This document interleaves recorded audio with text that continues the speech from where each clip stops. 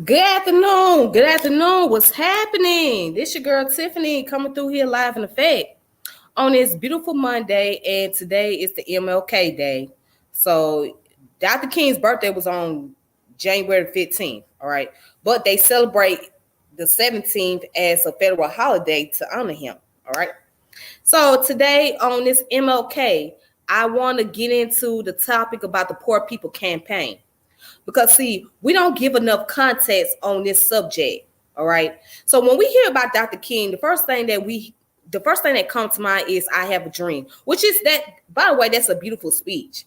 One of the most beautiful speech ever. But if you guys really listen to that speech, it didn't just really talk about the dream of having white kids and black kids together. It was addressing the issue of police brutality and racism. So you guys have to really fully listen to that speech. But it's like they take that little segment of the speech and they use it as the the foundation of everything, as if that is the reason why we are integrated and we're coming together as black people, as white people, etc. And you have to really listen to the entire speech and listen to the subject he's talking about. He was addressing the issue about police brutality and the seriousness of racism. But one of my favorite speeches that he did was about poor people campaign. All right. It was related to the poor people campaign. So what I want to do is I want to play the video, okay, on a YouTube channel that I found. But before I do, I'm going to go ahead and put up the copyright disclaimer.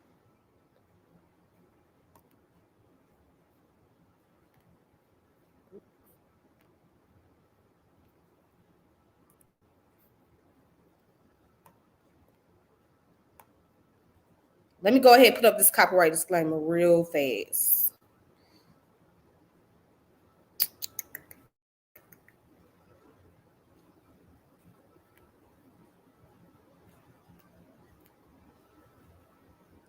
Okay. All right then. Hopefully you guys can see that. So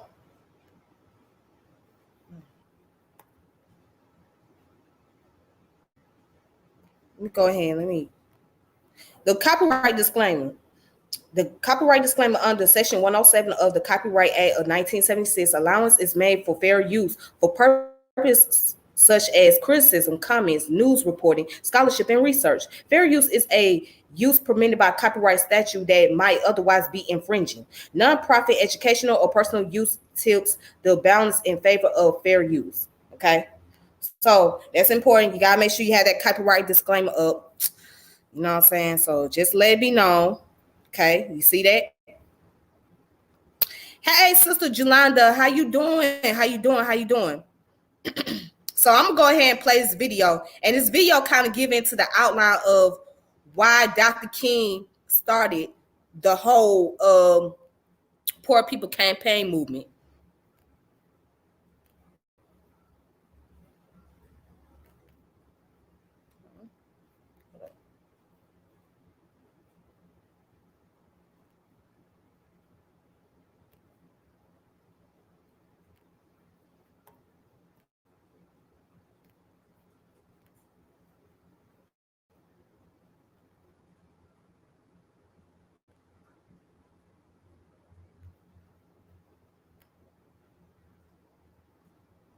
Okay.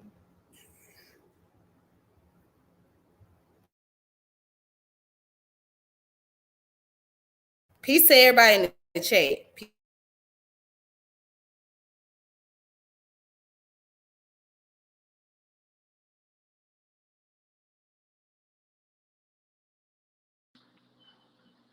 But that is another America.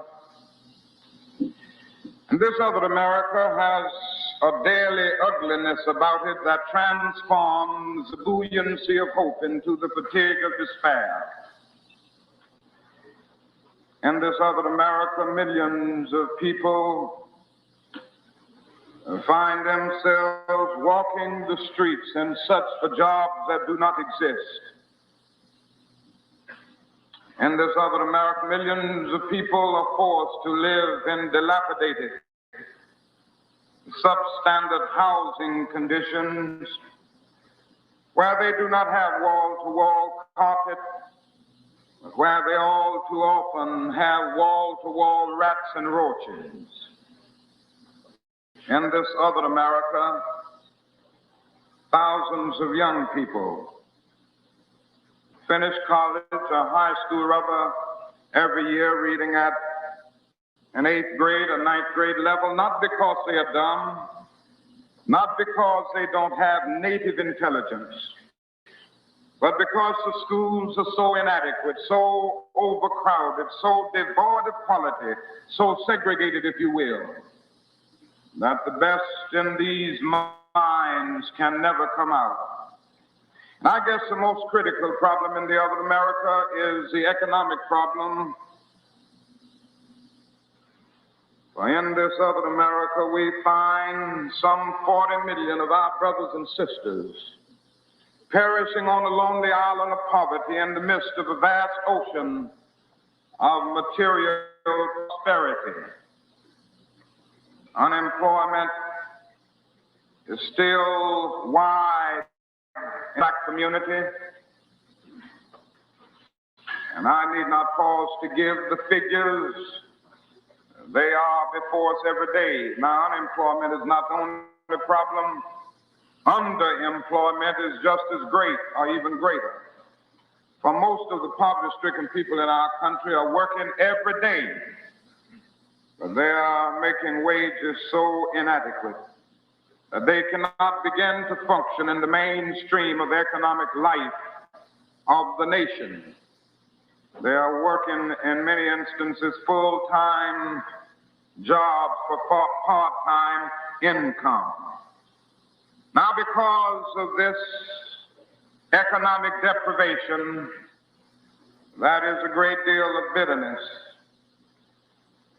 a great deal of despair, a great deal of anger on the part of millions of people in the other America. And we've seen this anger, this despair express itself in the violent explosions that have taken place over the last few summers. We have seen our cities burning. We have seen all of the agony and all of the tension as a result of all of this. But what we must also say as we look at this, that somehow we must find the causal basis. Everybody knows that, or who knows me, knows that I'm committed to nonviolence, and I still believe that nonviolence is the most potent weapon available to the Negro in his struggle for freedom and justice. But it is not enough for me to say that. It is not enough for one to stand up and condemn a riot. It is just as necessary for people of goodwill and concern to vigorously condemn the intolerable conditions that continue to exist in our society. Somewhere we must come to see that a riot is the language of the unheard. What is it that America has failed to hear? It has failed to hear that the plight of the poor has worsened over the last few years. It has failed to hear that the promises of freedom and democracy have been met. It has failed to hear that large segments of white society are more concerned about tranquility and the status quo than about justice and humanity. Now, every year at about this time, our newspapers and our televisions and people in general start talking about the long, hot summer ahead. And what always bothers me is the fact that the long, hot summer has always been preceded by a long, cold winter. And the problem is the nation hasn't done enough with its winters. It has not used its winters creatively enough to develop the programs and the massive concern that will solve the great problems that we face. And so it is necessary to say that our nation's summers of riots are still caused by our nation's winters of delay. And as long as justice is postponed, we will always have the possibility of these dark days of social disruption. And so something must be done to solve these great problems. But as you know, direct action was a powerful weapon that we used all across the South to deal with many of the evils that engulfed that area of the country. And we had movement after movement and assault after assault. We finally brought an end to the system of legal station through powerful nonviolent direct action. And then we used this. Okay. So that's part of the speech that Dr. King did. That speech came from the story about the other Americas. So he was talking about the two Americas, right? Okay. The one America that everybody enjoy, that seemed to be very beautiful, right? That's very appealing. But then the other America is where the poverty, where the poor people, where people who are in the working class community, that's where they live. All right. So he's showing you that one is based on the illusion and the other one is based on the reality. And in this segment, he talks about poverty. So this is like one of the reasons why he decided to start the Poor People Campaign. But he does not get enough credit for this. Okay, so what I'm going to do is I'm going to go and I'm going to pull up the information from blackpast.org.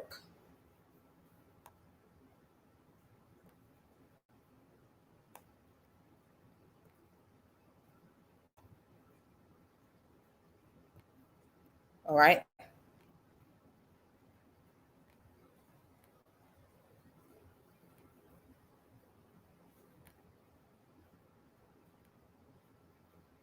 Okay, so this is the website, blackpast.org. I recommend people to always go on this website to find valuable information regarding to Black history or, African history, etc.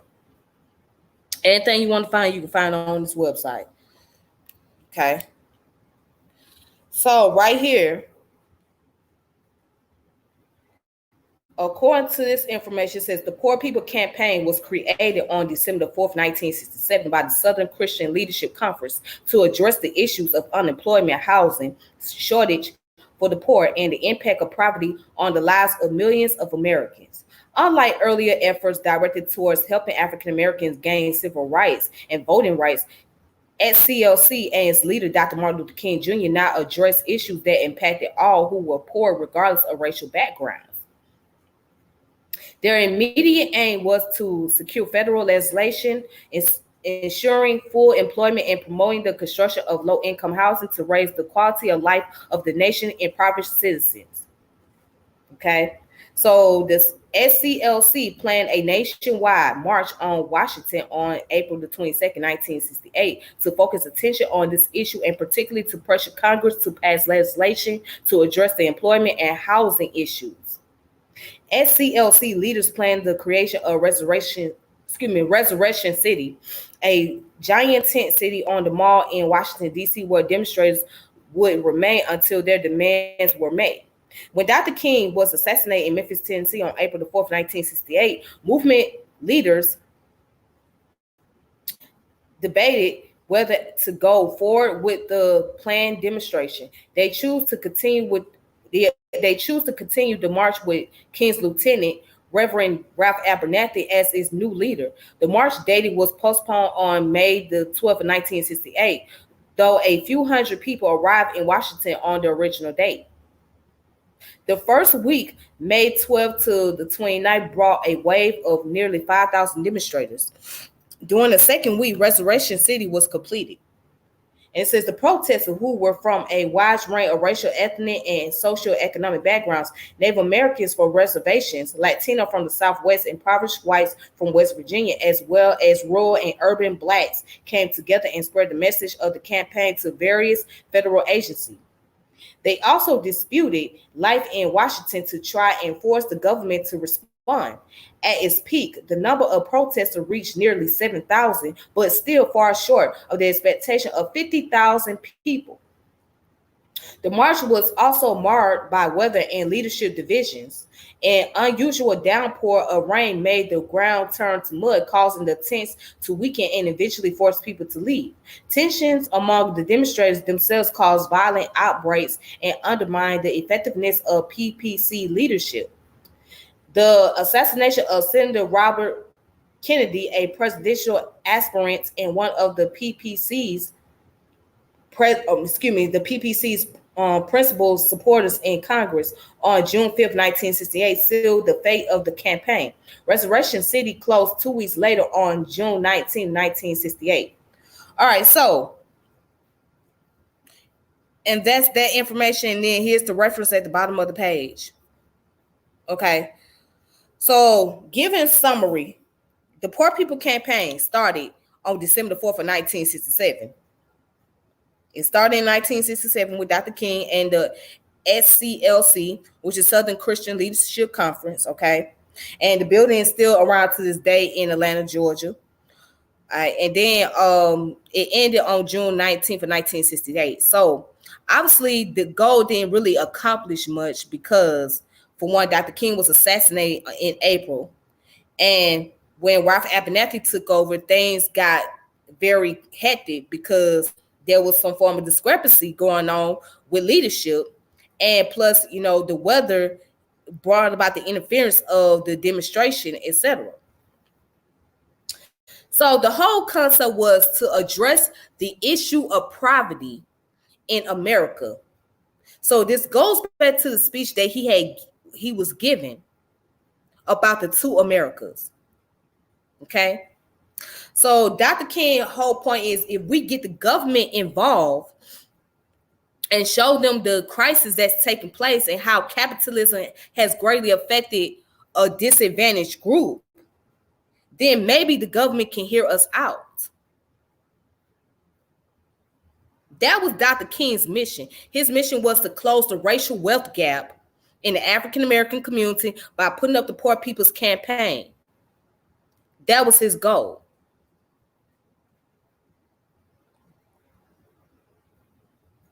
And of course, you got other people that are at disadvantage, like the Native Americans and the Caucasians and Latinos. But the people that was at the most disadvantage were Black people. They were at disadvantage. And to this day, we still represent the number of those who are impoverished. The message that he gave in that video in the clip that I played for you guys, is still relevant to this day. And there was a part in the video where he mentioned that you work a full-time job, but only getting part-time income. Think about that. You work a full-time job, but only get part-time income.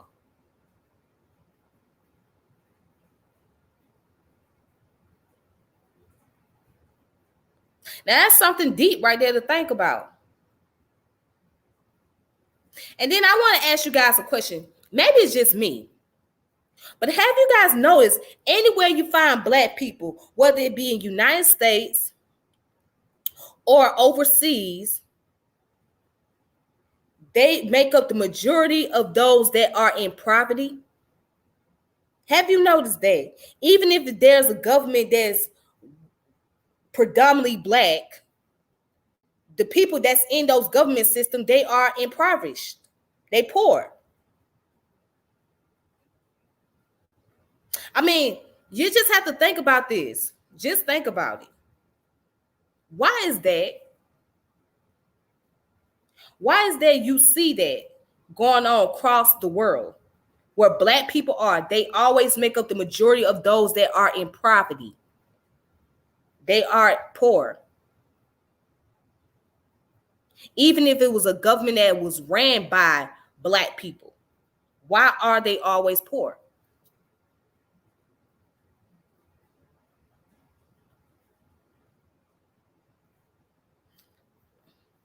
I mean, this is a question that people just have to think about. Because of the social condition, That will be my answer to that question. It's a social condition.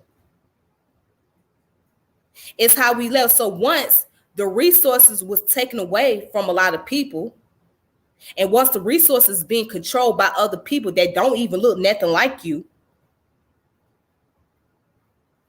that controls your economics.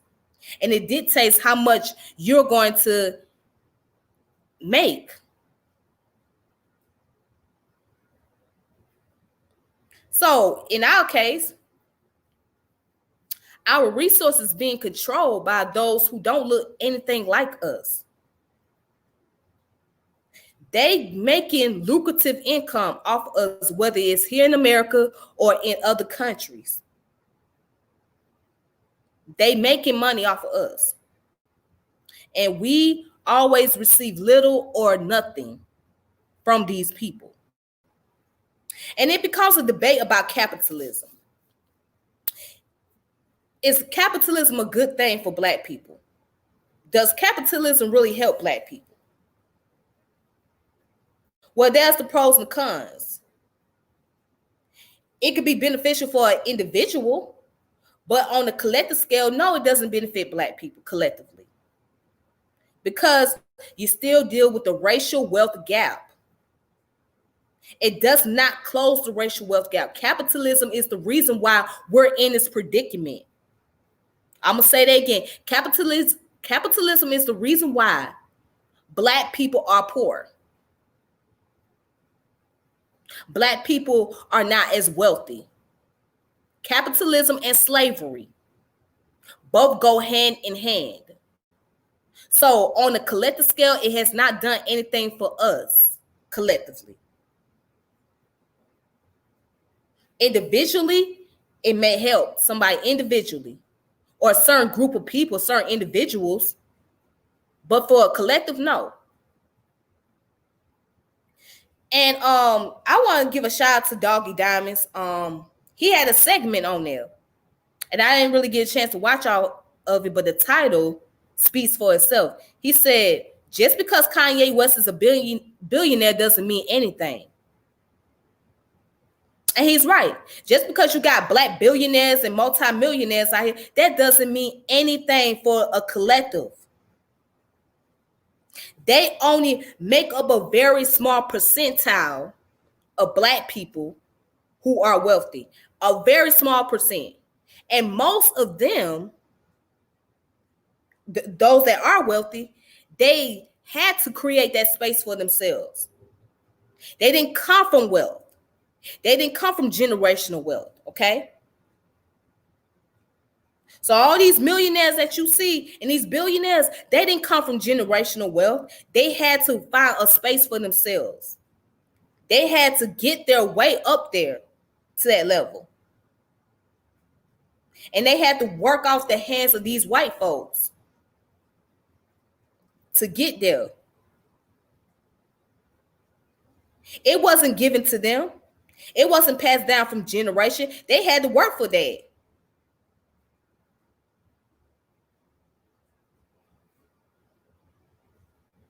And more than like, they had to work for a white man, or white folks, that the people who had the money.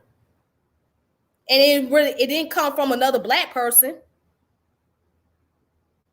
They had to go to the white people or to the Jewish people to get that money, to get that kind of lucrative income.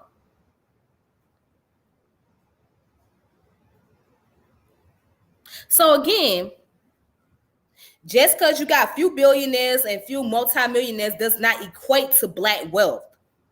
I'm going to say that again. Just because you got a few billionaires and a few multimillionaires does not equate to Black wealth.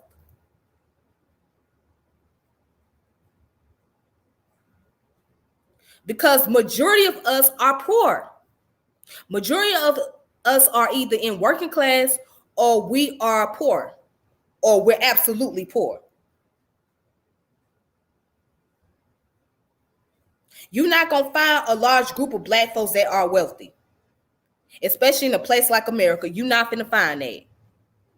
You're not finna find it at all.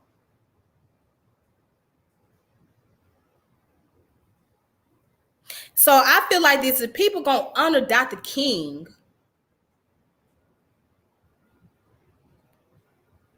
why not talk about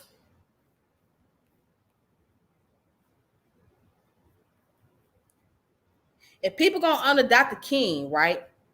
Why not have a discussion centered around the Poor People's Campaign?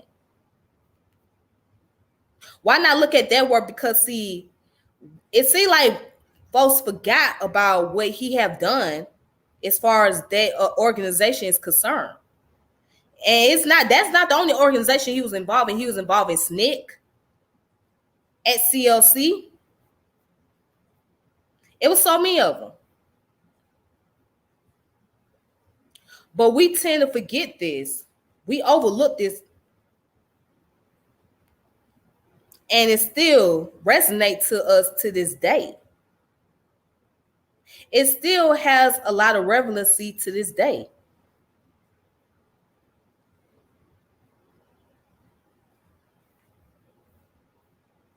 Let's see. Let's go ahead and let's go to Wikipedia. Let's go to Wiki. Let's see Wiki talking about. All right. So okay, let's check this out. Now, it says, according to political historians such as Barbara Kruzenshank, or however you say her name, the poor did not particularly conceive of themselves as a unified group until President Lyndon Johnson War on Poverty identified them as such. Figure from the 1960 Census Bureau of Labor Statistics, U.S. Commerce Department, and the Federal Reserve estimated anywhere from 40 to 60 million Americans, or 22 to 33%, live below the poverty line.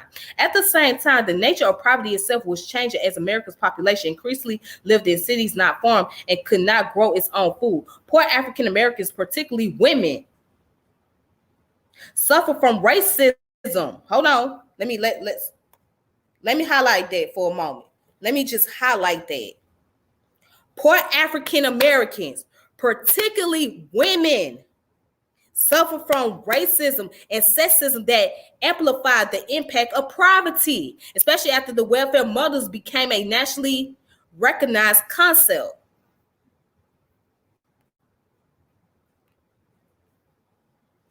Peace, bars, and chains. Now let me talk to y'all real quick, and let me be very honest with you. I'm gonna be very blunt. If you was raised by a single black mother, 9 times out of 10, you're gonna be born into poverty. If you was raised by a single black mother, 9 times out of 10, you're gonna be raised into poverty. Because women do not earn as much money as men.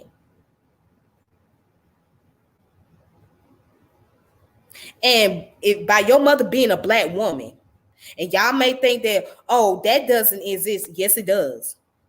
She's going to encounter racism and she's going to encounter sexism. And back in those days, there was a lot of racism and sexism going on. We talking about in those 60s and the 70s. Okay, it was a lot of that. So black women had to endure both. They were considered the double minority.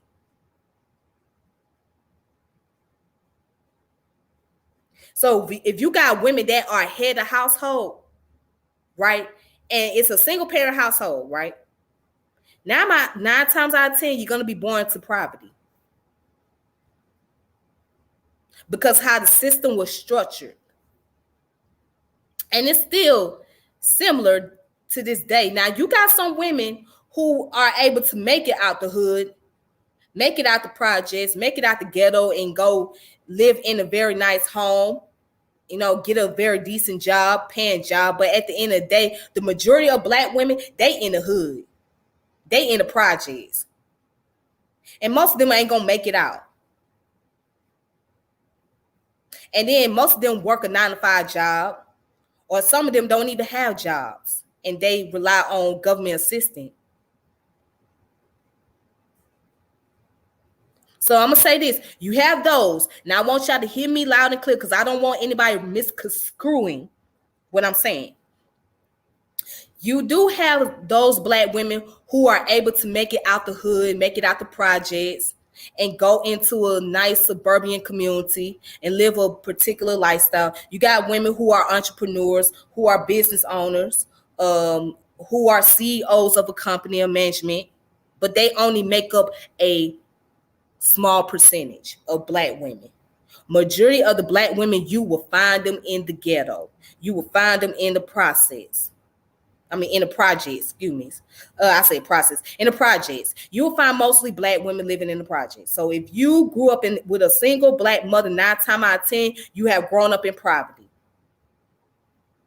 That's just the fact. That's just the reality of it. Peace, peace, peace, peace, brother. Teddy or Teddy. Peace, brother. How you doing? That's just the truth. When you take the men out the home, right, or when the men are not in the home, and the woman is left to raise her children, when the black woman is left to raise those children, she's going to struggle financially. She's going to have a serious struggle because of who she is.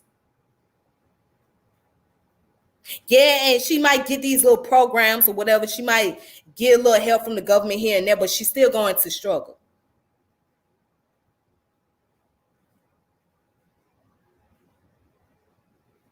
Especially if she has multiple children to raise. She's going to struggle hard. She's going to have to put extra hard work in to raise those 4 or 5 kids that she got.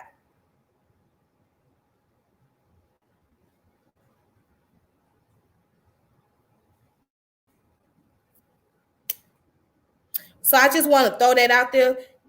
Just wanted to talk about that for a moment. All right, let's go ahead and let's go down to where it says, by 1968, the war on poverty seemed like a failure. Yeah, the war on poverty was a failure. I mean, what did it do? Exactly what did the war on poverty do for black people in this country? What did it do? It saw another dream. It was a dream seller. That's all it was. It was a dream seller. It didn't do anything. And by the way, Lyndon B. Johnson was a Democrat. By the way, he was a Democrat. Oh, and not to mention, he was the same one that blackballed Eartha Kitt. So when Eartha Kitt went to the office, right, she had the invite by his wife, Bird Johnson. And the first question she asked about was the Vietnam War, because they was trying to put a lot of African Americans in the Vietnam War. They was trying to throw them out there like, look, this is what you do. You take them hoodlums out the hood and put they behinds in the Vietnam War so they asses can fight. That's what they wanted. And Eartha Kitt was like, yo, I have a question. Y'all talking about all this beauty and the glamour and this, that, and other, but I heard you say something about taking all these kids out the ghetto and put them in the Vietnam War. These black kids, why? Why is that? Why do you just want? Why are you so adamant about black children going to war? And of course, Lyndon B. Johnson didn't like that. He didn't like that a black woman was questioning about the Vietnam War. So you know what he said? Okay, y'all need to go ahead and do some investigation on this woman right here. And not only you investigate on this woman, what you need to do is we're gonna go ahead and we're gonna go ahead and get rid of her. She gonna be blackballed. That means when you blackball, you can't find work. So she couldn't find work in America. She had to go overseas, all because of the question that she asked about the Vietnam War. See, back in the day, you couldn't talk about the Vietnam War because that made you look like a target. Muhammad Ali, when they tried to get him to go into the war, he said no. He is what you call a conscientious objector. So he was like, nah, I'm Muslim. And I'm a black man. I'm not finna fight in no Vietnam War for what. Them folks ain't did that to me. That ain't my fight. No, I'm a boxer. Why y'all taking me and putting me out there? And when he said no, that was they tried to fuck over his career. That messed him up right there because he refused to go to war.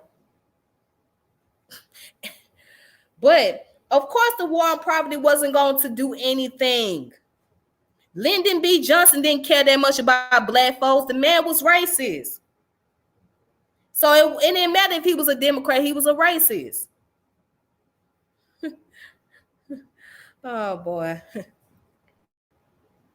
And it says, okay, let me go back and read it. It says, by 1968, the war on poverty seemed like a failure, neglected by a Johnson administration and Congress that wanted to focus on the Vietnam War and increasingly saw anti-poverty programs as primarily helping African Americans. The Poor People's Campaign sought to address poverty through income and housing. So the campaign would help the poor by dramatizing their needs, uniting all races under the commonality of hardship, and presenting a plan to start a solution. Under the Economic Bills of Rights, the Poor People's Campaign asked for the federal government to prioritize helping the poor with a $30 billion anti-poverty package that included, among other demands, and a commitment to full employment, a guaranteed annual income measure, and more low-income housing. The Poor People Campaign was part of the second phase of the civil rights movement. King said, "We believe the highest patriotism demands the ending of the war and the opening of a bloodless war to final victory over poverty and racism." So, Dr. King hopes was that, hey, if we do this, this will end the war that's going on in Vietnam and put the focus back on poverty and racism so we can really be inclusive in America and not be the outcast. So, and the whole goal was to get $30 billion from the government to bring about anti-poverty. Did you think that was going to be very successful? Did you think it was a success? No, it was not a success, but it was an attempt that Dr. King was trying to put up. The government wasn't trying to give no $30 billion, especially not to no black folks. $30 billion, not to no black community, no. No. Let alone, we can't even get reparation. So I think Dr. King felt like this will be a form of reparation for us if he did this Poor People Campaign. But the $30 billion, the government wasn't to give that up. No. They was putting money, they was going to put that kind of money into the war. They weren't thinking about that. They weren't thinking about that shit. But King wanted to bring poor people to Washington, D.C., forcing politicians to see them and think about their needs. We ought to come in mule carts and old trucks, any kind of transportation people can get their hands on. People ought to come to Washington, sit down if necessary in the middle of the street and say, we are here, we are poor, we don't have any money. You made us this way, and we've come to stay until you do something about it. These were the demands that Dr. King wanted. You made us this way. This government made you this way. So it's up to the government to do something about it. That's Dr. King's attitude. And he was right. The government created this system. So one day I'm going to get into the topic talking about the ghettos and the projects and how we got here. Because I think we need to really get into that subject of why we was brought into the ghettos and brought into the projects and all of that. But I would say this, Black folks especially, you did not choose to be in the ghetto. You didn't choose to be in no projects. You didn't choose to be in the hood. You was conditioned. You was forced to be there, okay? That's where they placed you. The government placed you there. You didn't place yourself there. So it's not your fault that you come from a generation of people that was placed in these conditions, okay? It was systematic. It was a social condition thing. It wasn't your fault. And, you know, it's so sad that we blame our people for being in these predicament. It's not our fault. We didn't ask to be in no ghetto. That's what was given to us. That was what given to us, and we had no choice but to be in those type of environment, in those living conditions, because we couldn't afford to be anywhere else. We couldn't live in the community with the privileged class. You were forced to be in the ghetto. You was forced to be in there. It wasn't your fault. It was placed on you. You was told that this is where you live, and this is how you survive, and this is where you're going to be for the rest of your life. This is where you at. So now, let's see. The voting rights came about 1968, right? Okay. Let's see. The Civil Rights came about. The Civil Rights Act bill came about 1964.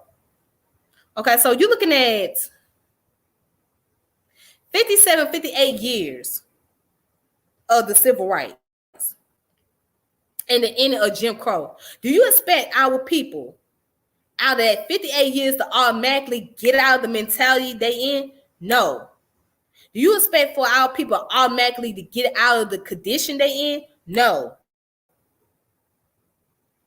The redlining, that's not your fault, Black people. You didn't create the redlining. You didn't create gentrification. That was white folks. White folks created that shit. White folks been macking our asses and pimping our asses for a long time. I said it, and we got to tell the truth and shame the devil. See, they want to talk about get rid of critical race theory, but why? Why get rid of it? Why get rid of critical race theory? Why you want to do that? Why you want to shove it under the rug? You got to tell it like it is. You got to speak on it. Because if we're going to get rid of that, then you might as well say get rid of history. That's the reality. That's the truth. White folks did that shit to you. White folks created the niggerville that we know today. Yeah, white folks created the niggerville. White folks said, this is who you are based on the social stigma they placed upon you, based on these stereotypes, and based on the environment they put you in. This is what white folks did. So majority of this shit is white folks' fault. Majority of it. It's their fault. They placed you in these conditions. You didn't ask for it. They made you the thugs, the gangsters, and all of that. Okay? Because of the environment. They put these social stigma on us. Black women being hoes and bitches. They place those social stigmas on us. They stigmatized us. And we took that mentality and we ran away with it. We thought that this is who we are. We saw ourselves in this light.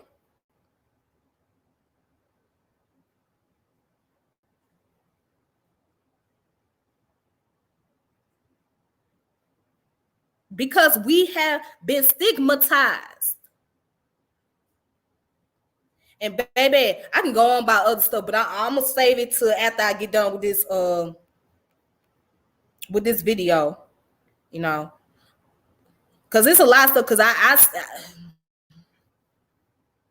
Cause I see some little house niggas running around here saying some shit. This is one of the reasons why I had to step back for a while and put my focus on elsewhere. But I'm going to address some shit with the house niggas. I might do it later on. I don't know. I might do it later on. I don't know. Let me just get back. Let me get back to this. All right. So let's look at development. So yeah, the Poor People campaign had complex origins. King considered bringing poor people to the nation capital since at least October 1966, when welfare rights activists held a one-day march on the mall. In May 1967, during a SCLC retreat in Farmore, South Carolina, King told his aides that the SCLC would have to raise nonviolence to a new level to pressure Congress into passing an economic bill of rights for the nation's poor.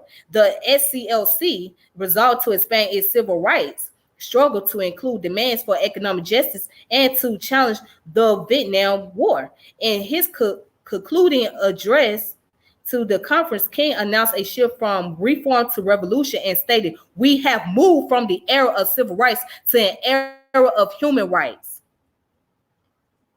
But see, this is the Dr. King they don't want to tell you about. See, they want to give you the Dr. King that talk about, I have a dream, all the little black boys and girls come together. That's all they want to tell you. They don't get into the deeper context of what Dr. King was really on. That man was on some revolutionary shit. That's what he was on. He was about making radical change. See, they don't want to tell you that. You ain't gonna learn that shit in school, honey. You're not gonna learn that in school. You're not gonna learn it in them textbooks, man.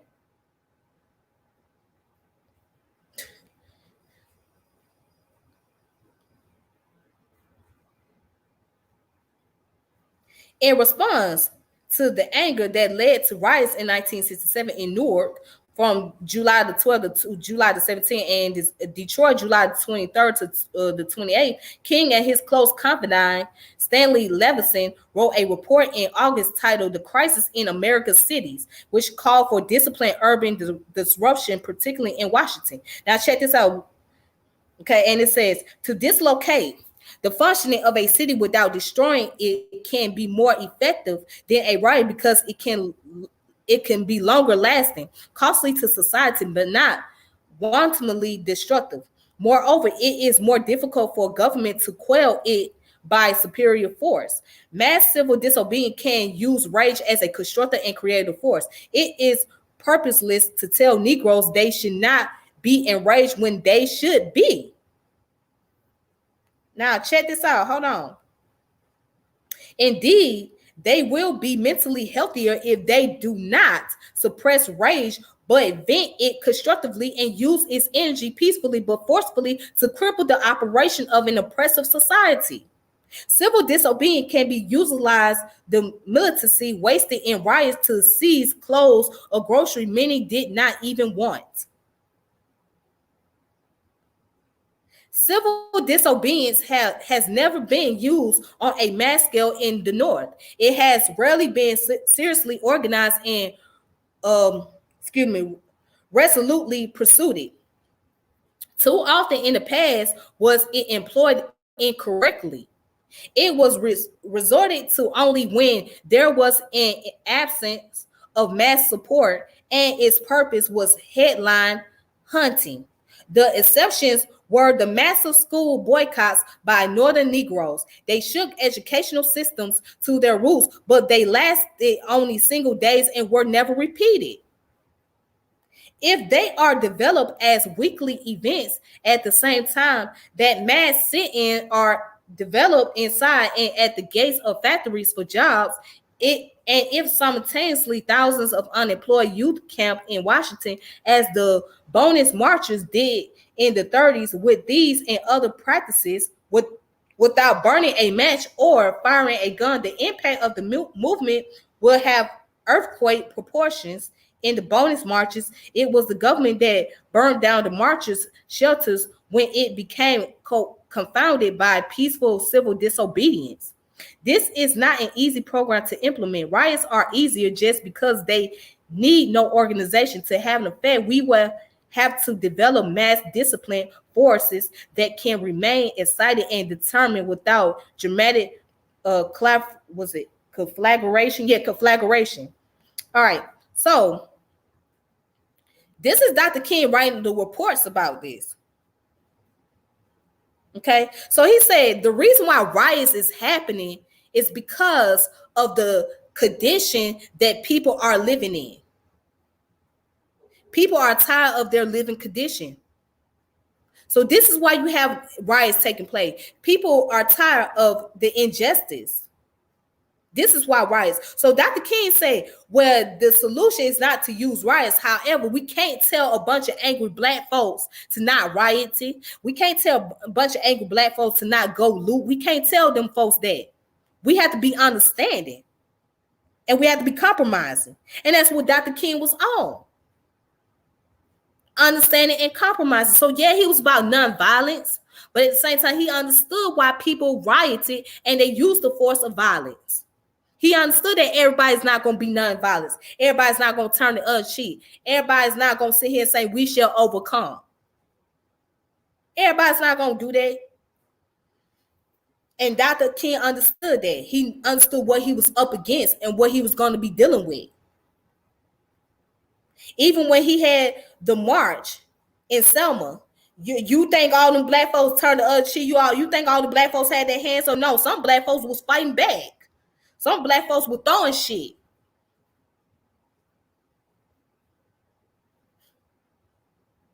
All right.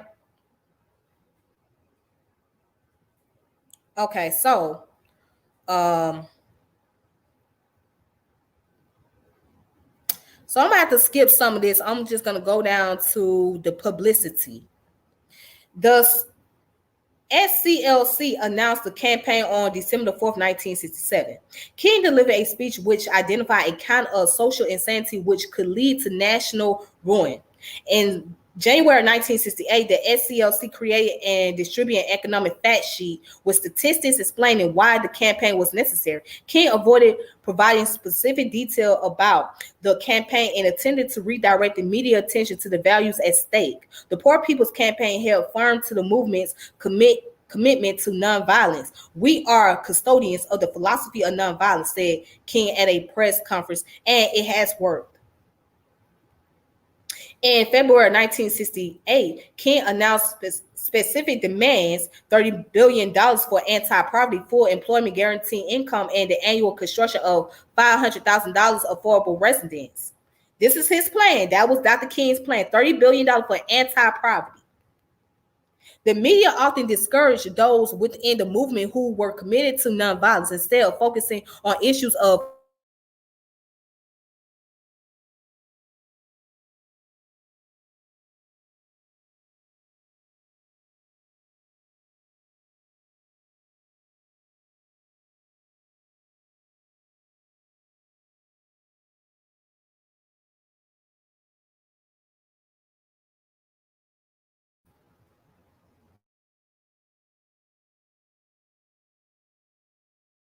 But let me go back to the part. All right, let me go back to where I was reading. Sorry about that. Okay, so it says the media often discouraged those within the movement who were committed to nonviolence. Instead of focusing on the issue of urban inequality, the interracial efforts concerned to address them, the media concentrated on specific incidents of violence, leadership conflicts, and protest tactics. King toured a number of cities to raise support for the campaign. King's visit were carefully orchestrated and media tightly controlled. Meeting with militant black leaders were held behind closed doors. On March the 18th, 1968, he visited the towns of Marks, Mississippi. He watched a teacher feeding school children their lunch, consisting only a slice of apple and some crackers, and was moved to tears. A few days after the visit, he spoke at the National Cathedral in Washington, D.C. We're coming to Washington in a Poor People's Campaign. I was in Marks, Mississippi the other day, which is in Quitman County, the poorest county in the United States. And I tell you, I saw hundreds of black boys and black girls walking the streets with no shoes to wear. He decided he wanted the Poor People's Campaign to start in March because of the intense and visible economic disparity he's seen there. Okay, so, and then give a list of members and friends that was a part of his organization. All right, so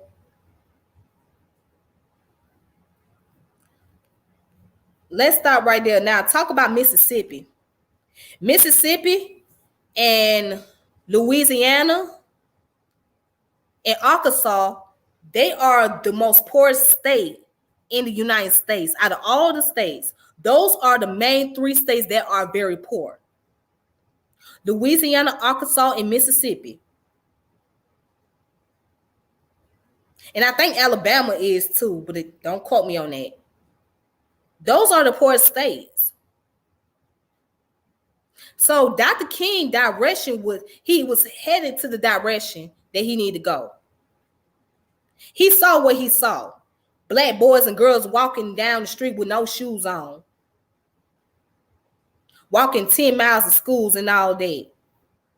That would really drive them to say, we need to really fix something about this. We got to address this.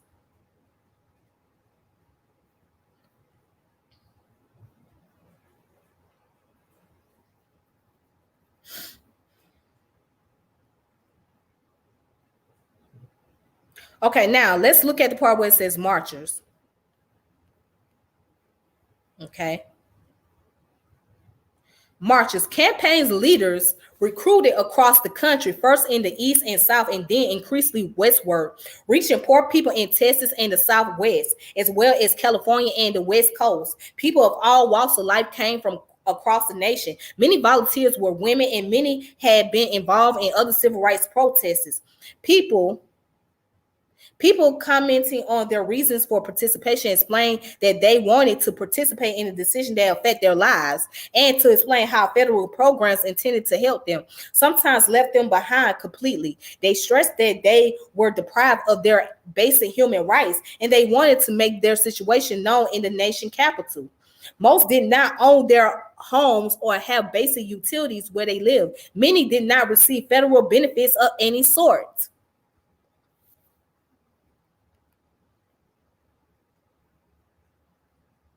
Okay. Then it talks about the minority group conferences. All right. Then talk about the endorsement, the National Welfare Rights Organization, and the American Friends Service Committees.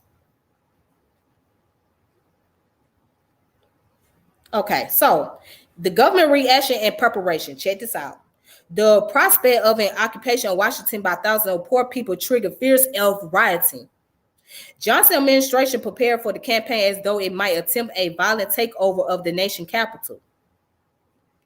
Some members of Congress were outspoken about their fears of the campaign. Democratic Senator Russell B. Long called for the censure of Congress people whom he accused of bending the knee to the campaign, also saying when that bunch of marchers come here, they can just burn the whole place down and we can just move the capital to some place where they enforce the law. Another Democratic Senator, John L. McClellan, accused the SCLC of attempting to start a riot and decried a recent court decision that he said would allow marchers to go to Washington one night and get on welfare the next day, rendering DC a mecca for migrants. Now, by the way, these are Democrats. These are Democrats. These are Democrats. Just think about it. And then Richard Nixon campaigned for the 1968 presidential election, asked Congress not to capitulate to the campaigners' demands. Okay, the Richard Nixon, that one Republican, that one racist cracker. Military preparation: 20,000 Army soldiers were activated and prepared for a military occupation of the capital should the Poor People's Campaign pose a threat. Okay.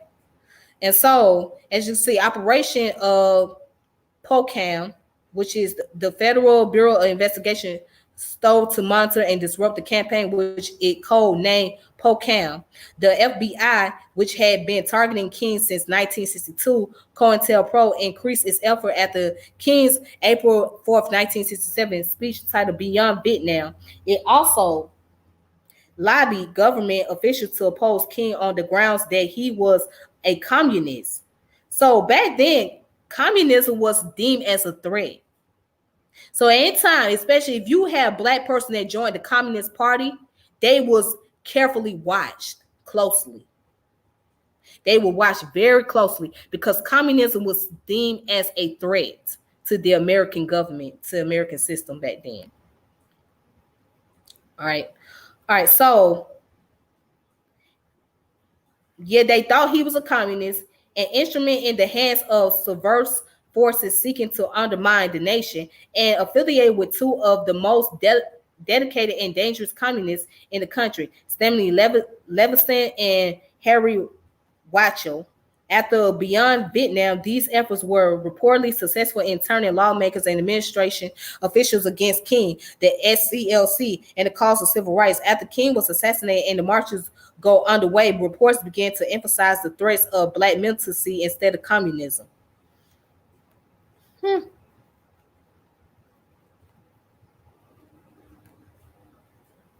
And then check this out.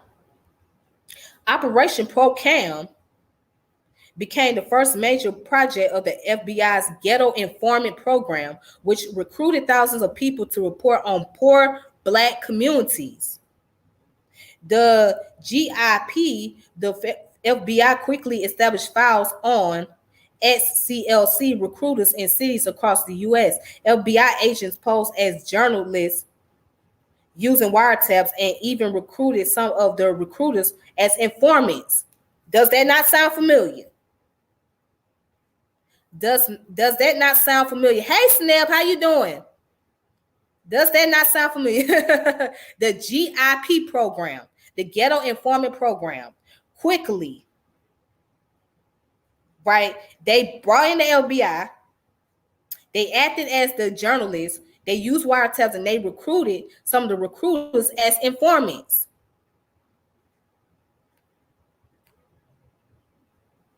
If you ever wonder about the guy that was a part of the Black Panther Party who was responsible for the death of Fred Hampton, that was one of the reasons why. That was one of the reasons why. Thanks to the Ghetto Informant Program and the FBI, they recruited this guy to become an informant. And you see, the government know how to use your own people against you. The government will use your own people to do their dirty work. It don't matter what type of organization you have. The government will use your own people in that particular organization or somebody that might know about it, familiarize themselves with it as a way to do their dirty work, do their dirty laundry.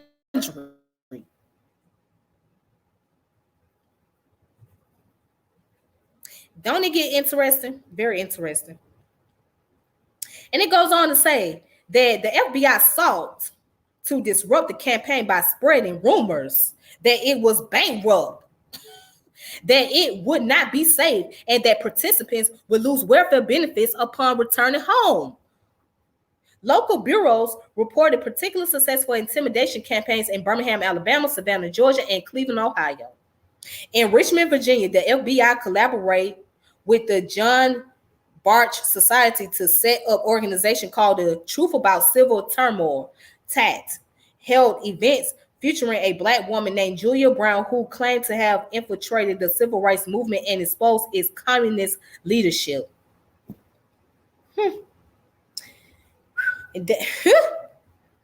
Boy, oh, it gets real deep. Oh, yes, it gets real deep. You see,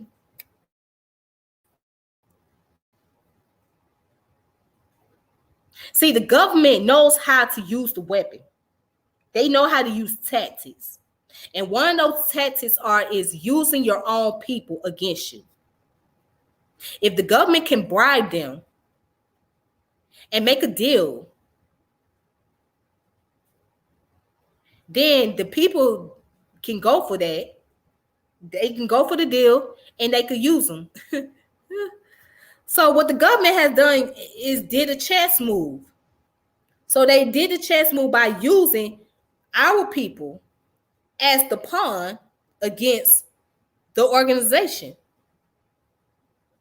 Now, again, Dr. King was nonviolent, but he was deemed as a threat.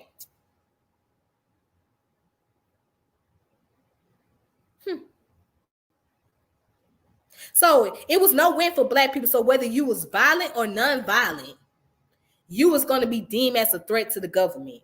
Again, you could be for violence and you could be for nonviolence. You still going to be deemed as a threat.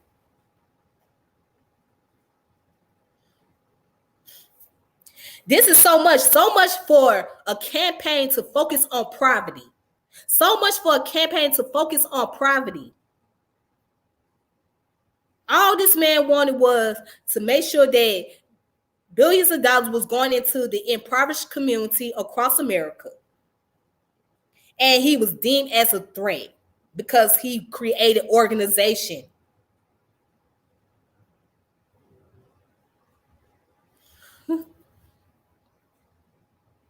He created organization to implement his ideas. And instead of getting the help that was needed, he was posed as a threat. He was posed as a threat to this government.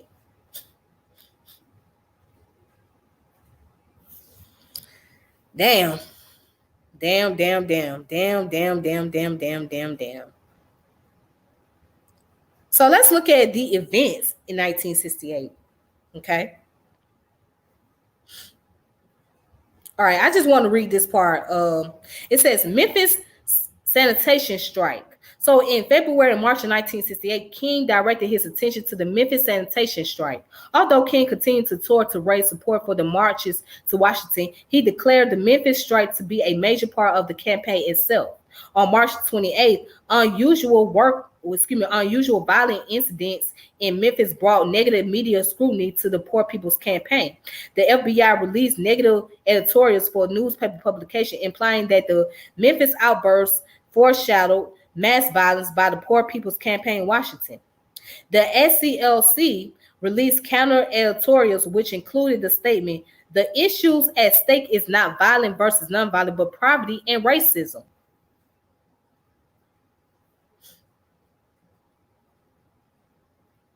So the government created all these rumors and these false narratives about the SCLC and the Poor People's Campaign to make them look like villains.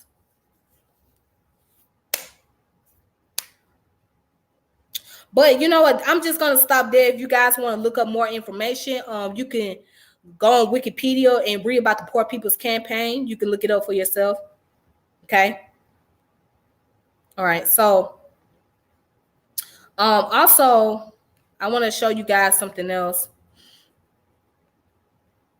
Okay. So this here is dealing with the health services for the Poor People's Campaign. Now, I'm not going to go into this because I spent too much time on the Wikipedia source.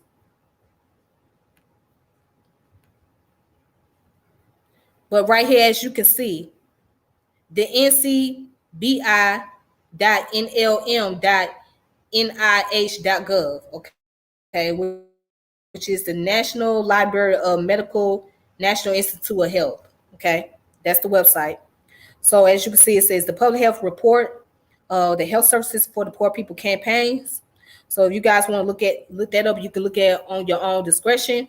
Just go on this website, just type in the health services for the Poor People campaigns. Okay.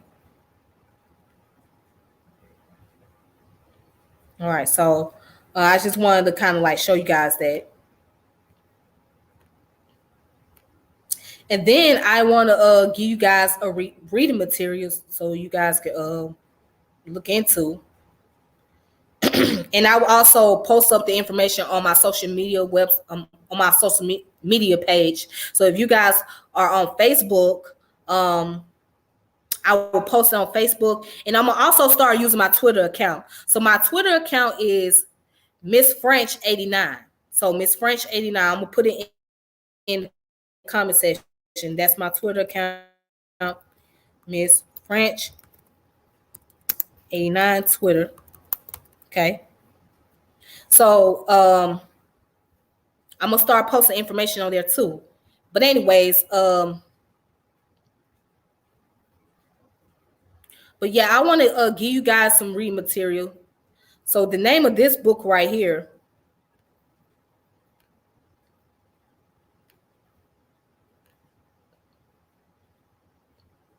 the name of this book is called King and the Other America, The Poor People's Campaign and the Quest for Economic Equality by Sylvia Loren. So the author here looks like she has a French name or a Creole name. So it's probably pronounced as Sylvie Loren. Yes, Sylvie Loren. All right. So you guys, if you guys want to, you guys can check this book out. You guys can go ahead and look it up on Amazon. You can download the ebook for it, and it's called King and the Other America: The Poor People's Campaign in the Quest for Economic Equality. So, matter of fact, let me go into the introduction. Okay. Let's see when this book was written. This book was written in 2018. Right. So let's look at the introduction. Let's go in it. Or let's look at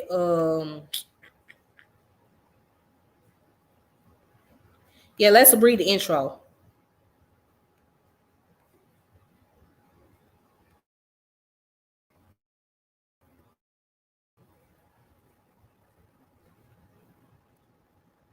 All right, so I'm gonna start right here. It says on June the 24th, 1968, the makeshift housing that Martin Luther King Jr. had dreamed of built on the mall in Washington, D.C., and known as the Restoration City, was wiped out. Police tear gas filled the air. Hundreds of people were arrested. Bulldozers smashed the plywood shacks. A sign on one of them read, "No more hunger." The erasure of the activist encampment is a dramatic metaphor for what is left in our collective memory of the concern for economic justice and civil rights during the Black liberation movement. The insurgent democracy King had fought for, and his Poor People's Campaign dramatization of the dispossessed were lost in the smoke of the burning cities of the late 1960s. As racial resentment smittered, the campaign Republican presidential candidate Richard Nixon allegedly uttered after a visit to the shantytown, "Those people out there are electing Richard Nixon."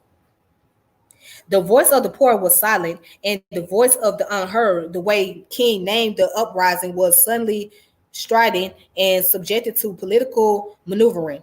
The egalitarian excuse me, the egalitarian economic demands of an interracial poor people's campaign, overshadowed by King's death, quickly faded from popular political memory.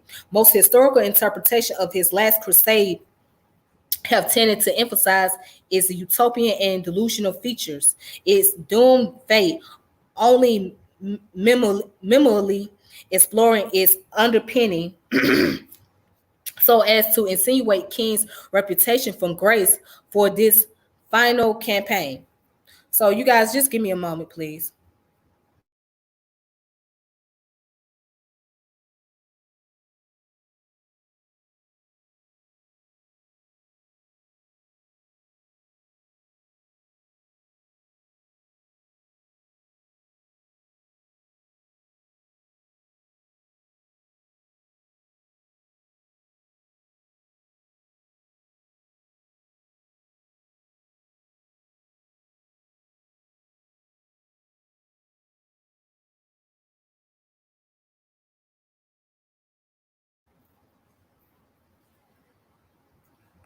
All right, so getting back what it says, the most historical interpretation of the Last Crusade has intended to emphasize its utopian delusional features, its doomed fate only minimally exploring its underpinnings, so as to insinuate King's reputation from disgrace for this final campaign. Here's is what King had pictured: masses of the truly disadvantaged, precisely because of their multiracial makeup, would gather in Washington to exert pressure on the White House and Congress, forcing the reform of an unjust system and the relocation of power towards those disenfranchised either by race or class. The campaign would, as King envisioned it, challenge a flawed liberal democracy which had thrived on a racially divided working class as well as those unemployed or underemployed. Following social democratic principle, he expected to substantiate democracy by extending it from the political sphere into the economic and cultural realms. King's last campaign consists with his simultaneous involvement with striking sanitation workers in the city of Memphis right, was an embrace of the poor and the working classes of all races and ethnicity, afflicted by injustice, exploitation, and misery and disenfranchisement.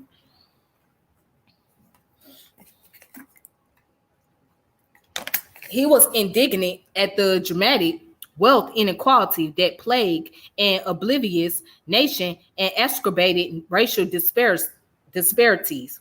Underneath the veneer of American prosperity, such a view of real income discrepancies was hardly far fetched. Although still marginal, a U.S. household belonging to the top 1% in the early 1960s possessed 125 times the wealth of an average family. The poverty rate was 19%. If today Americans are fully aware that the United States exhibit impressive disparities of wealth between rich and poor, this recognition was not the case in the 1950s and 1960s. In those early post-war decades of substantiated economic growth, American families enjoyed the shared prosperity of an egalitarian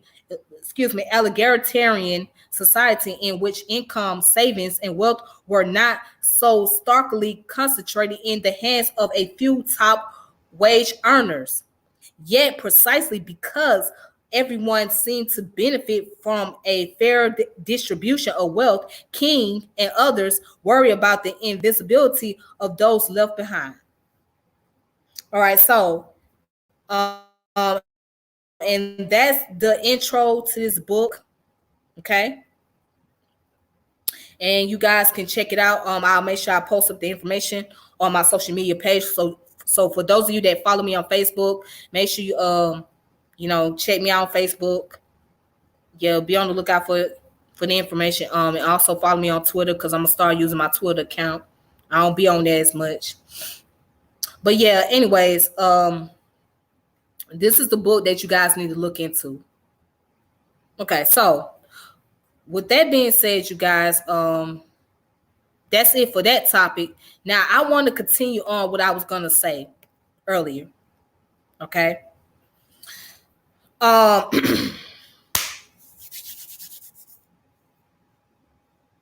so back to what I was saying, let me go back to what I was talking about black women in poverty.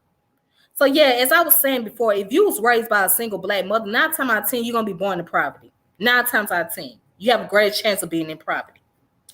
And I'm gonna say this to all the black women out there that's in support of the feminist movement. The feminist movement has not done anything to get your ass out of poverty. The feminist movement has failed black women significantly. The feminist movement benefited white women more than it did with black women. Black women was used as a pawn for the feminist movement. I'm gonna say that again. Black women was used as a pawn for the feminist movement. It done nothing for you. Okay? It done that and still's not doing anything for you collectively. It ain't doing shit. And also, I want to talk about some of these house niggas mentality. As far as how we black people see ourselves. Okay? Now, there's some things I'm guilty of too. I'm guilty of saying things like, black people shouldn't go around calling themselves gods and goddesses and kings and queens or whatever, without being fully understanding of why. Okay? Now, although I don't agree with the concept of why black men and black women are not God and goddesses, although I don't agree with being called those titles, I understand why people use those titles because it's a way of bringing about some type of upliftment. It's a way to bring some form of empowerment to yourself as a people. Okay? So this is why you hear people use these terms gods and goddesses and kings and queens, because it's about bringing empowerment. Because if you know, collectively, we have a very low self-esteem. We have a low self-esteem. When you don't have economic power,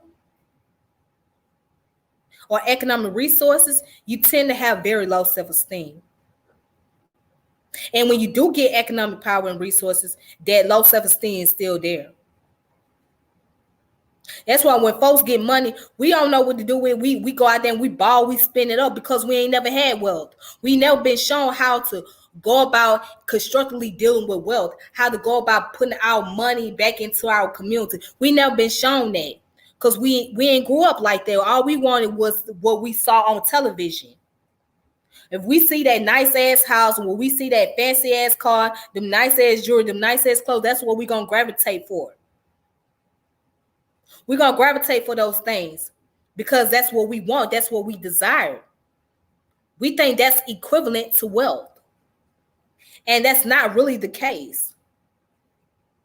Wealth is not based on the big houses and cars. Wealth is based on being able to have control of resources. That's what the wealth is, based on controlling your resources. And although I don't like Yvette Carnell, but I will say this. She does make a point that, the generational wealth thing is very important. And not to mention, when you don't have control of your resources, you're not going to be able to have generational wealth. So yeah, you might have people that might be the millionaires and the billionaires out there, but they don't control the resources. They don't control the assets. They don't have their own resources per se. They don't have their own means of production. We don't have that as Black folk. We don't got our own means of production. We don't got our own manufacturing companies. We have to rely on the dominant class to get those things, to get access to those things. But other than that, we don't have those things in our community. Go in a Black community right now and find me a doggone manufacturing company. Go into a Black community and point out a manufacturing company. You're not going to find it. Go find a Black community that has some the means of production. You're not going to find it. Because we don't have that. We don't own that. That's what really wealth is. When you have a means of production and when you have your own manufacturing company, when you run your resources, that's your wealth. Not what kind of clothes you wear and how many houses you got and how many cars you driving. Yeah, anybody can do that. That don't mean that you damn wealthy. I hate to bust your bubbles. You're not wealthy.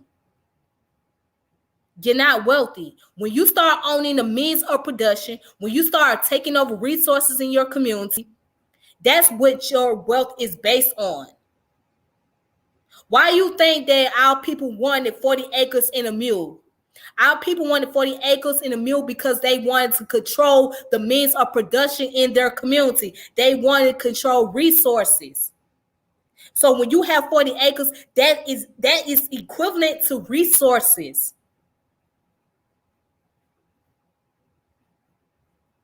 That's what they wanted, resources. They want to have their own means of production. They want to have their own manufacturing. They want to be autonomous. And autonomous meaning have their own society ran by their own people and not ran by the government, but ran by their own people, running their own system. At the end of the day, you're still going to be under the federal jurisdiction. I mean, of course, it's state jurisdiction, but you're going to run your own society. You're going to be able to control your resources there. That's why our people put up a fight for 40 acres and the mules, because it means that you can have your own means of production. You can control your own resource and your own society.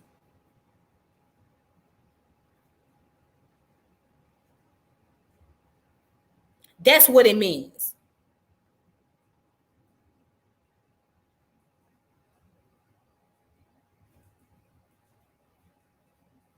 That's what it means. So having wealth is not based on how much money you got in your damn pocket. Okay? It ain't based on how many houses and how many cars you got, how many jewelry you got. Because do you know motherfuckers that got houses and cars and jewelry are in debt? And they got houses that ain't even paid off, cars that ain't even paid off, and jewelry that's not even paid off.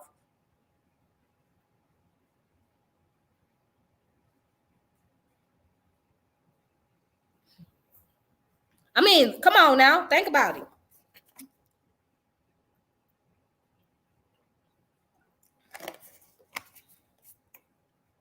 But yeah, this is an important piece that we need to know, especially when we deal with history, and we're going to deal with the history of a particular individual. We got to really look at beyond the information that was given to us in school. We got to go beyond it, and this is the most important part of Dr. King was the Poor People Campaign. And this has not been spoken of. It has not been shared in the limelight. It's not being talked about in school. A lot of us don't even know anything about it. The only way those who know about it is those who was around back then when he had it going on, with the people that was protesting then. But other than that, a lot of us in my generation on down, we don't know about this. We don't. And this is the most important part of Dr. King was the Poor People's Campaign. This man put up a fight, and he was literally at his life was at risk. His life was at risk because he was doing so. Now, let me give y'all a little background context about Dr. King. Okay. Now, he was born in Atlanta, Georgia, right? He grew up in a middle class family because his father was a preacher, and his mother, I forgot what type of work she was doing at the time period, but his parents made a decent income, so they lived in a middle class community. Okay. So Dr. King didn't necessarily grow up like how the rest of his black counterparts did. However, when Dr. King started to experience racism on a serious level, he understood, okay, this needs to be something needs to be done about this.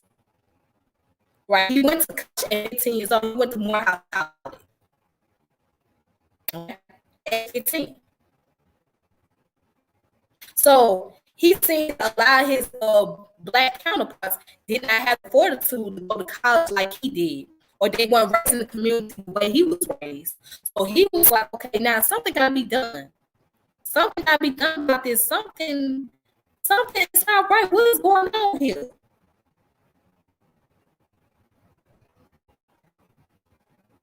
How do we address the issue of racism? What type of solution do we bring to the table?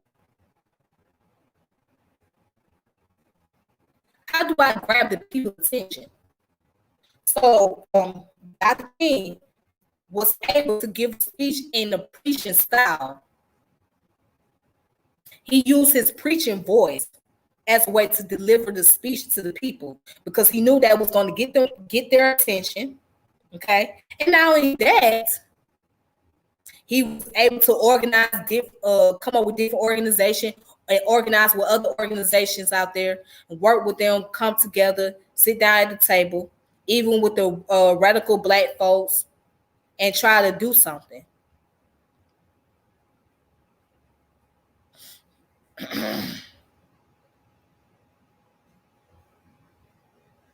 So Dr. King really put his life on the line. This man put his life on the line more than anybody else.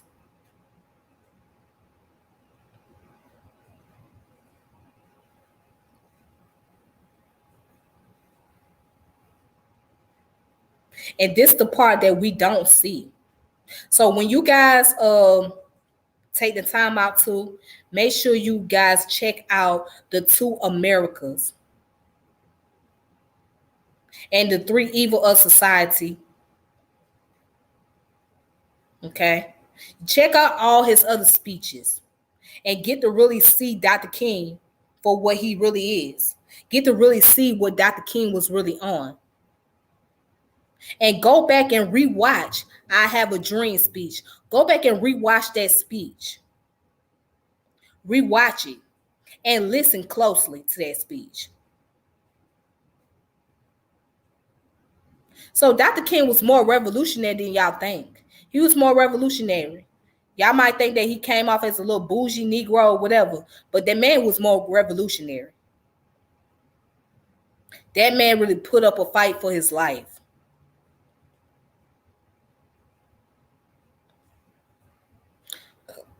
So, okay, so you guys, I'm going to go ahead and log off of here, but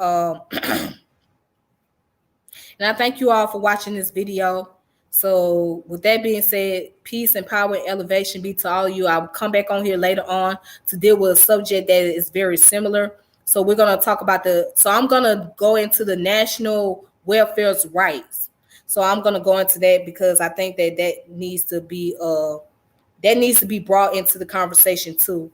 So it's very similar to this subject matter. So the national welfare rights. All right. Anyways, this your girl Tiffany. With that being said, peace and power, elevation be to all of you. Until next time, take it easy on yourself and enjoy yourself on this MLK day. Don't go out here and get stupid. Don't go out here and put yourself in a messed up predicament. And also remember, we're still in this pandemic, so please be careful. All right, folks still catching COVID out here, so y'all be easy on yourselves. All right, until next time, deuces. This your girl Tiff, and I'm out.